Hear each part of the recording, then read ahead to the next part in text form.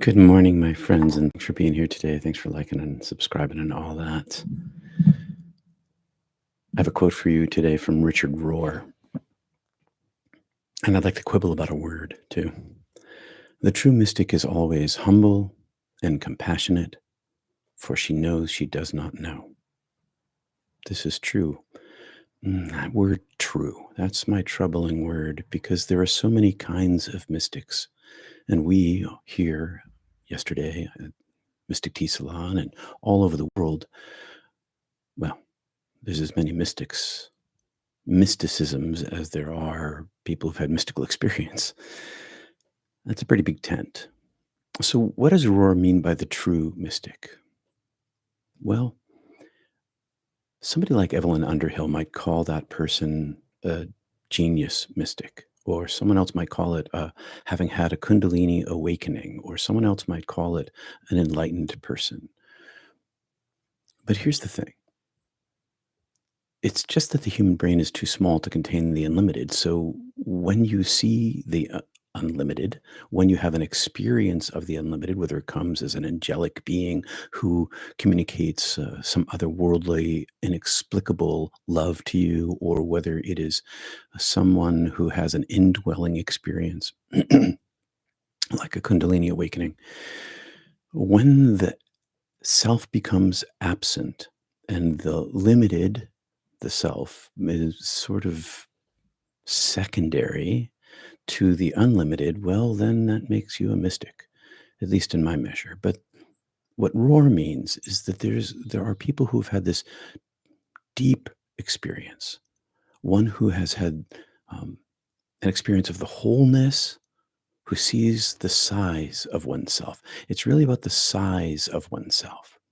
Once one sees the extent of unlimitedness, and also at the same time sees the extent of limitedness, including oneself, one sees radical equality between all living things, and the capacity to judge someone, or in the case of many, damn them to hell, is gone because one sees that one doesn't fully see. One knows that one doesn't fully know. I've been reading this sci-fi series.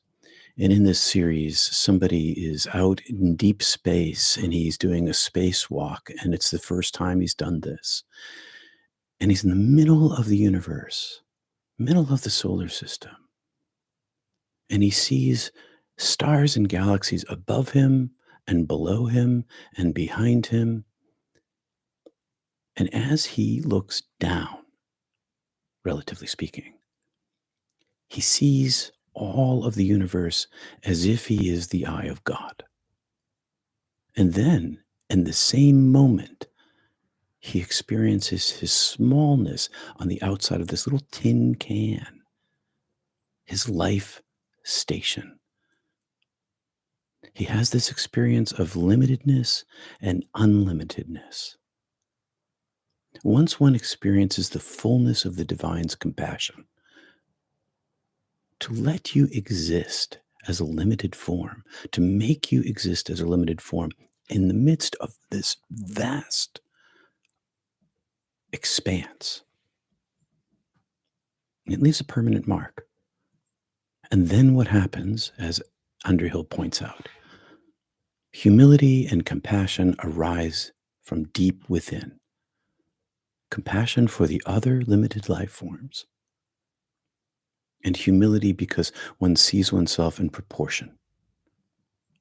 In each and every mystical experience that we have, whenever we have the like was discussed yesterday, the rising of the mystic tea salon, the heat ball of kundalini rising up the spine and giving joy to the brow, as one of our group members described. That mystical experience is qualitatively the same light. Quantitatively, it varies from person to person. But in every single case, her difficulty in explaining what happened to her in language was limited, not really able to say exactly what it was. And that's because Humility comes along with it as a natural course of the events. By being unable to say exactly what it is, it sets one in proportion to the unspeakable every single time. This humility, this compassion, it shows in the way others are treated. And there's an imperfection in this because we're still human beings. We still have our childhood traumas. They still inform where we are in our lives, even to some more degree and to some less degree. The shadow self comes with us every day. One can have a mystical experience and also not be quite fully where you want to be. Focus on the experience itself. Remember that's who you actually are. And then what happens the more one focuses on the humility, on the bliss, on the compassion that the divine shows us, and these experiences, then that becomes the MO, the modus operandi of your life, the more one does it. The true mystic lives with humility and compassion and cultivates it because of the experience that you've had, be it or makes no difference. It's always the same light. I hope that helps people. I'll say, hey, Kendall, you're improving. I'm glad to hear that. I'm super glad to hear that, Ken. Um, Good to see you yesterday at Mystic Tea Salon, too. So let's do a little Kriya meditation practice today. I've been leaving out the oming. Let me know if you want me to go back to the chanting of the om as we begin our practice every day that we're together. The last week we worked on stacking our chakras with our breath, and let's follow the lead of our friend from yesterday. And when you breathe into the root of your body and you have your hands in a mula, back to the same mula again, there's this triangulation, and I've talked about this before, below the navel, the root, and the palms. On the in-breath, say for instance,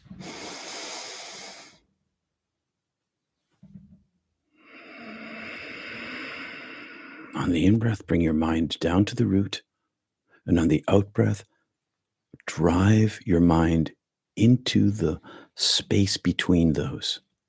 Drive your mind into if you've seen in a yoga chakra chart, you see the little squiggly line below the navel and above the root. This is where your kundalini is by any name.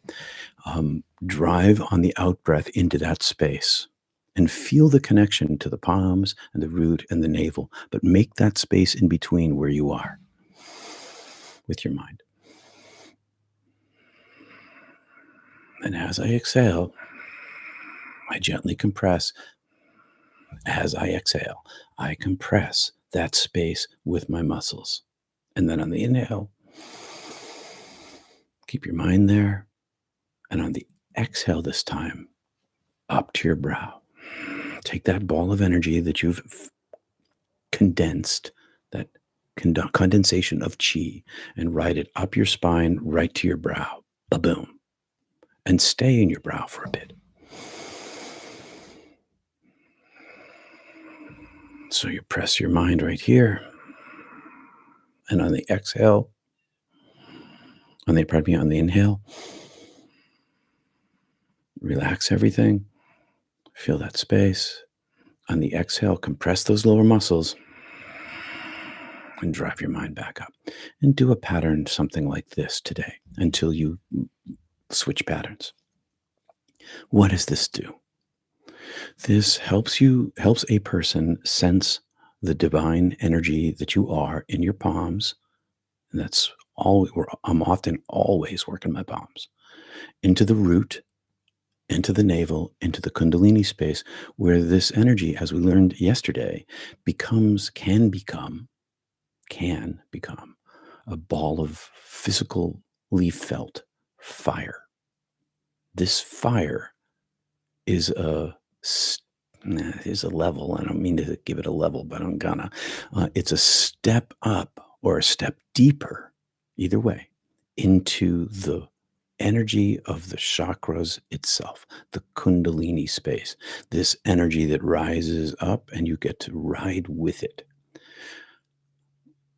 I haven't talked about that much, as you probably noticed. And one of the ways that I am experimenting with my Tuesday group, our Tuesday group, and our meetings here is by not telling you everything to see whether what will happen, because I'm trying to figure out whether what happens to me can happen to you. And yesterday was another example of the usefulness of the tools, then becoming the teacher itself by accessing the prana, the chi, and letting it do its thing by getting out of the way and using the physical body and the mind and the breath to enable that, to nudge it, to give it a little bit of a lift. So that's what we're doing. If that's okay with you guys, this is a group thing. Seeing no votes for the ohms in the chat, I'm gonna let's just dive into the breath. So my feet are flat on the floor. I'll talk you through this. I began to try to do that because of what our buddy Vince was saying at the IANS conference, International Association for Near-Death Studies. I like to say it with a funny accent. I like funny accents. Okay, here we go. They entertain me. My feet are flat on the floor. I'm breathing into the balls of my feet. Here we go. Into my arches, relaxing my feet. On the exhale, into my calves, relaxing my calves. Feeling the muscles, feeling the bones. Into my knees. Feeling the muscles in the knee joint. Thighs, same deal. Muscles and bones. Butt.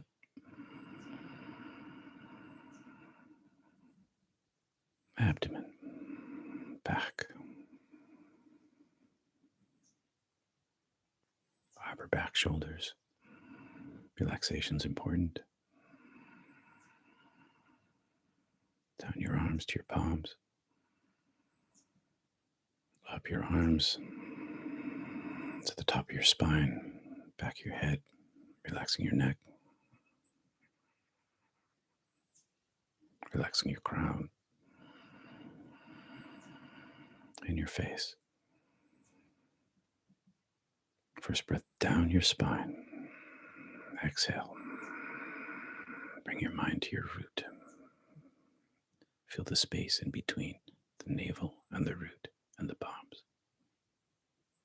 Inhale.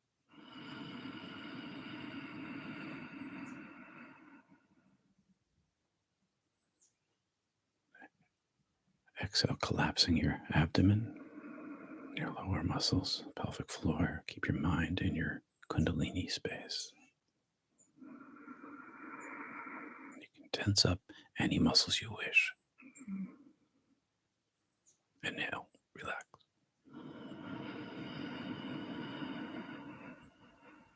I tense my butt, my thighs, my shoulders on that abdomen, mental space.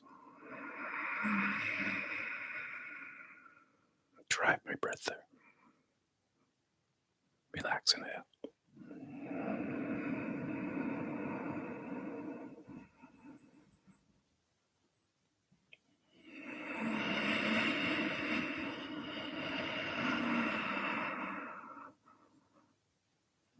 Force your breath, mind to the lower muscles.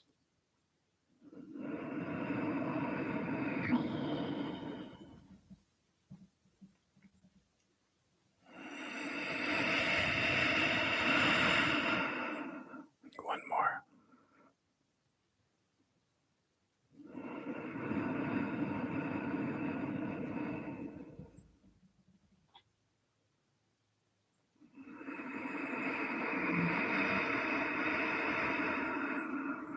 Let the inhale rise up your spine.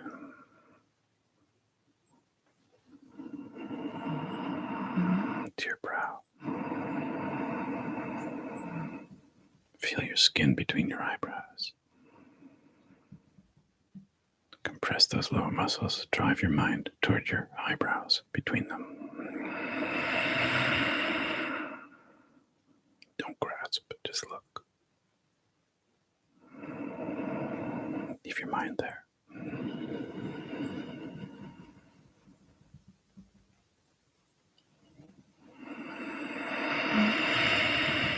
On your own.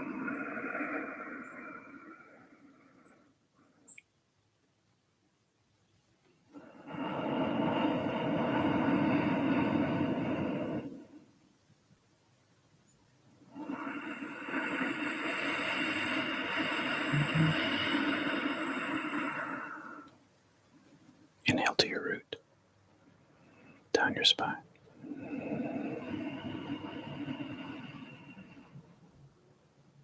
Completely on your own. Follow your patterns.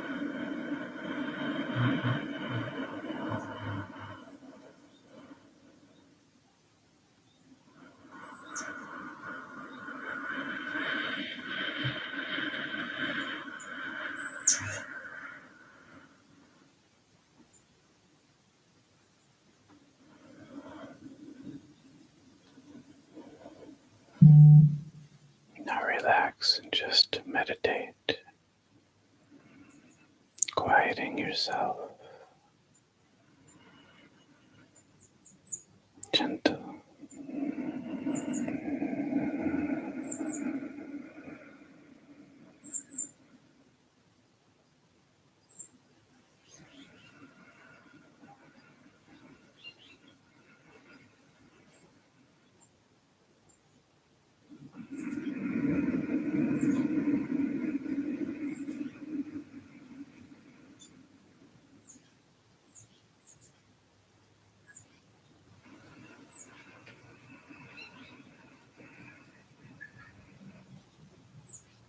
Relax every muscle.